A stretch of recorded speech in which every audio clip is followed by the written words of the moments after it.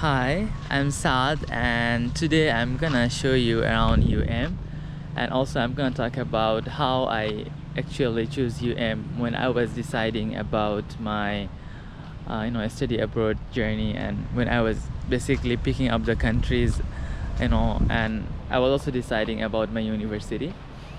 So yeah, I'm gonna show around UM, and also I'm gonna talk about that, how I decided about Malaysia and how I basically decided about UM. So right now I am in front of Chancellery building. So this is Chancellery building.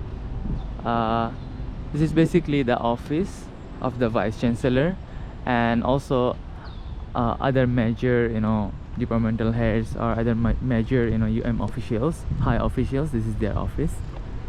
Yeah, I'm just in front of here, and besides there we have the DTC. I think I will go from that side and I'll also show that part. Okay, so let's talk about how I actually decided about UM. So when I was deciding about the university I want to go for my bachelor, I had one condition, which is I wanted my university to be in the first, in the top 100 ranking university list. That was my only one condition. I was thinking that, okay, I'm gonna do my bachelor overseas, so why not I go for a good university? And for me the metrics was, okay, I wanna be graduated from a university which is top 100 university listed, something like that. So that was my condition. So when I was choosing university, I was not choosing the country first, I was choosing the university first. So based on the university decision, I was planning to decide the country. So when I was deciding, I decided about few universities from the top 100 list, and then I looked at the countries of those universities, and then finally I decided about UM.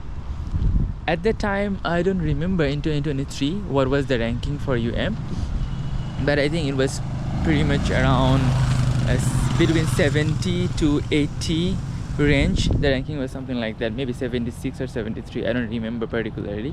But now the ranking for UM is around, I think, 56, if I'm not mistaken, all over the world. So that was my first condition. So when I picked up UM, I just picked up UM because of QS ranking at that particular time, and at that particular time it was between 70 to 80. And when I decided about my university, and I also got to know that, okay, UM belongs to Malaysia, so now I know that I'm gonna go to Malaysia for my bachelor. So that's how basically I decided about my university, and that's how I also decided about the country I'm gonna go for my bachelor.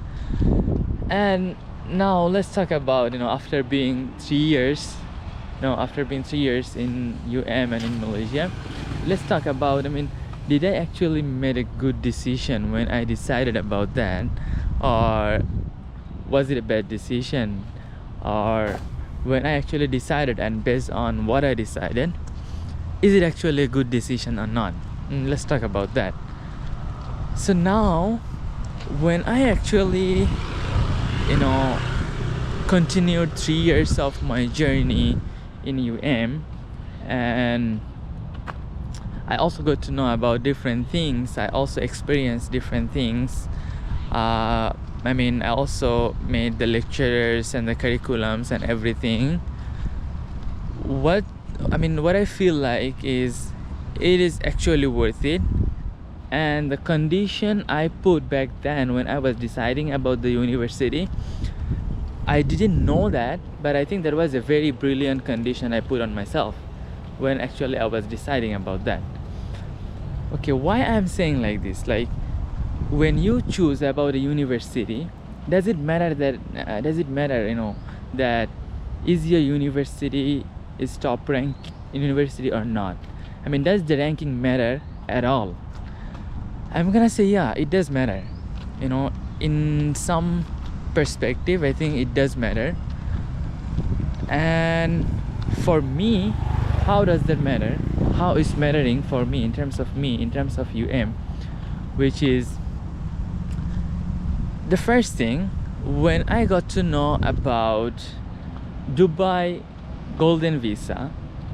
Dubai, they has a category, they has a scheme which is called Golden Visa, and they have Golden Visa particularly for those students, for those who graduated from top 100 ranked universities in the world. And they also have a particular CGPA. I don't remember for now what was the exact number, but I think it was 3.5 or 3.7, something like that. So if someone is graduating with 3.5 or 3.7 or this kind of particular CGPA from a top 100 ranked university, they are automatically eligible to apply for Dubai Golden Visa. This is a very huge thing, this is a very huge thing. That's the first thing. And what was the second thing? And okay, let me remember, I kind of forgot. That was the first thing I realized. Okay, the second thing I want to talk about, which is recently one of my lecturers, and he was also my mentor for a competition I was joining.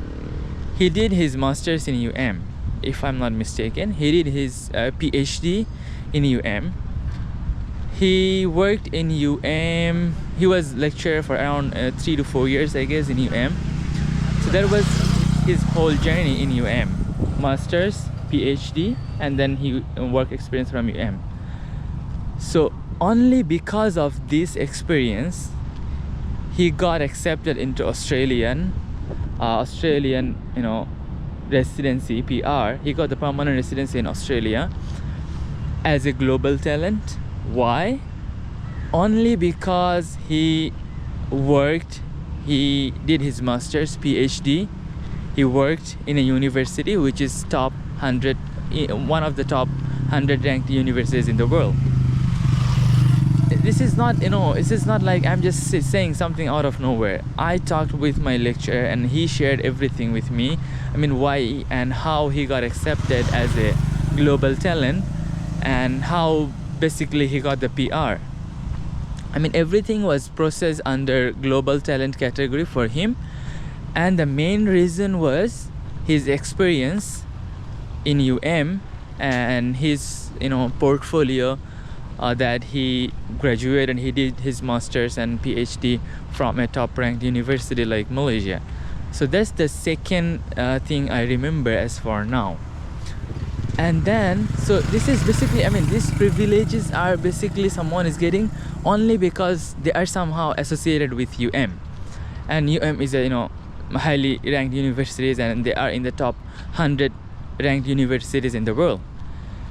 And then let's talk about the third thing.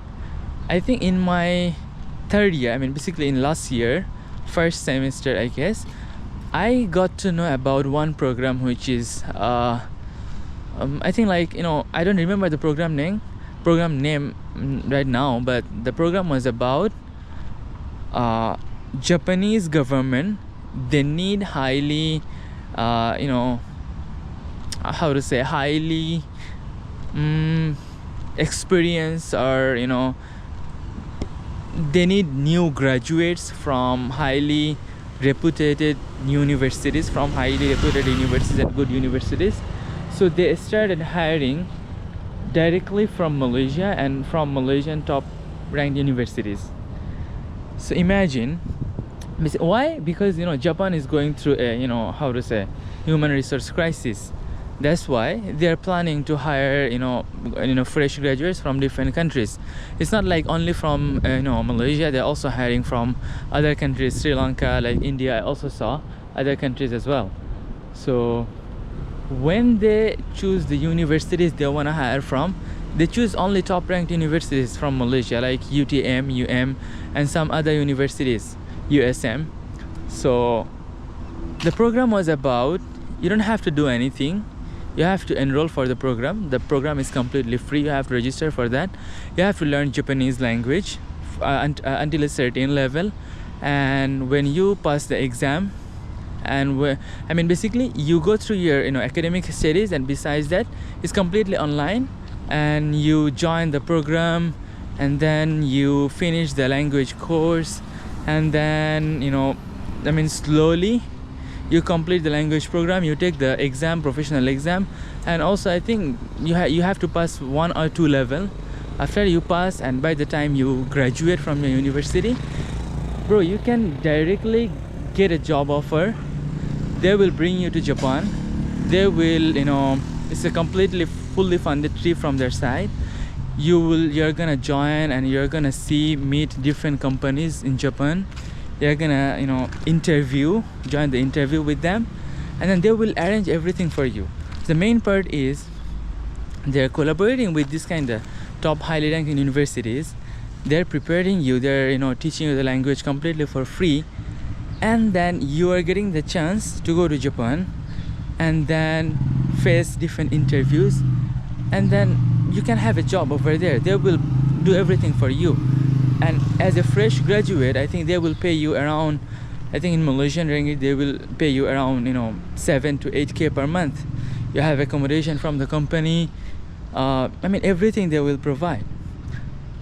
And then this whole thing, you just need only one thing, which is the commitment to learn the Japanese language, and which is also completely free. And I feel like this is an amazing opportunity from the Japanese government, and also the universities all over the world they're collaborating with.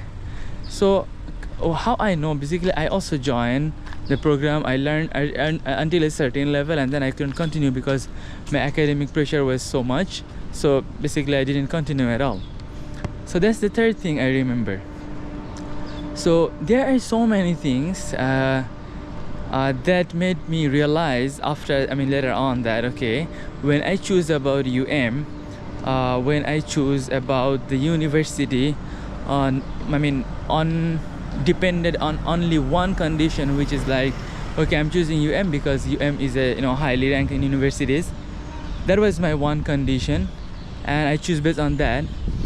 So when I always thought about this, and I faced different things, I got to realize that I actually did a good decision, and I don't regret about that. And I got so many things by taking the decision in this way.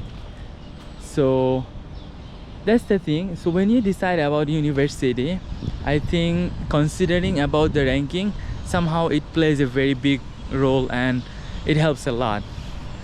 Yeah, so I think that's all for this video. See you in the next video. Bye bye.